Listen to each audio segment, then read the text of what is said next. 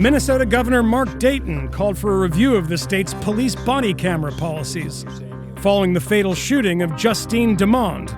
Police officer Mohammed Noor shot and killed Demond on Saturday night, and both his camera and his partner Matthew Harrity's camera were turned off during the shooting. As with other police shootings around the country, it will be the local prosecutor who chooses whether to bring charges against Officer Noor.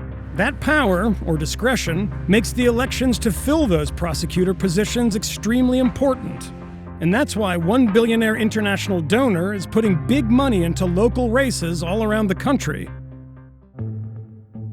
In March, Aramis Ayala, the first black state attorney elected in Florida, said her office would no longer seek the death penalty. 3 months later, Kim Foxx, the state attorney for Cook County, Illinois, announced her support for releasing nonviolent defendants without cash bail.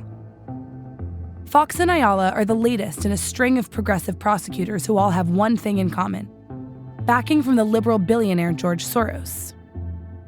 Since 2015, Soros has funded 14 reform-focused candidates in local district attorney races, including primaries, across the country.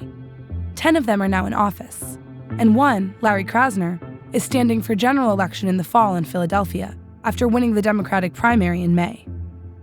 Soros' contributions flow through state-level PACs that all share the Safety and Justice moniker. They've ranged from $21,000 in Milwaukee to $1.9 million in Arizona's Maricopa County, which Soros spent in a failed effort to defeat the Republican district attorney. All in all, Soros has spent $11.2 million on DA races. So why spend so much money to elect local prosecutors? There's almost no reform you want that prosecutors couldn't implement today using their own discretion. If you want bail reform, then prosecutors can simply stop asking for bail. If you want to see shorter sentences, then during plea bargaining, prosecutors just offer lesser sentences. They have so much discretion. There's nothing they couldn't really accomplish if they didn't want to.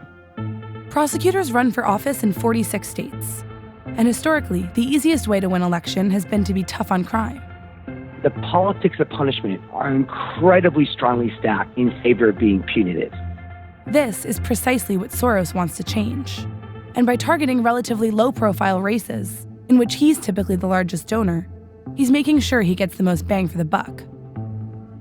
Pfaff says that if Soros wants to make the most impact, he should focus on prosecutors in rural areas, like Mississippi's Scott Colum, to whom Soros gave almost $1 million. The high population counties have been decarcerating and becoming more progressive in criminal justice matters for years. Less urban and more rural counties have been becoming actually tougher. It isn't always easy to find progressive challengers outside of cities, but that may change if Soros-supported candidates keep winning.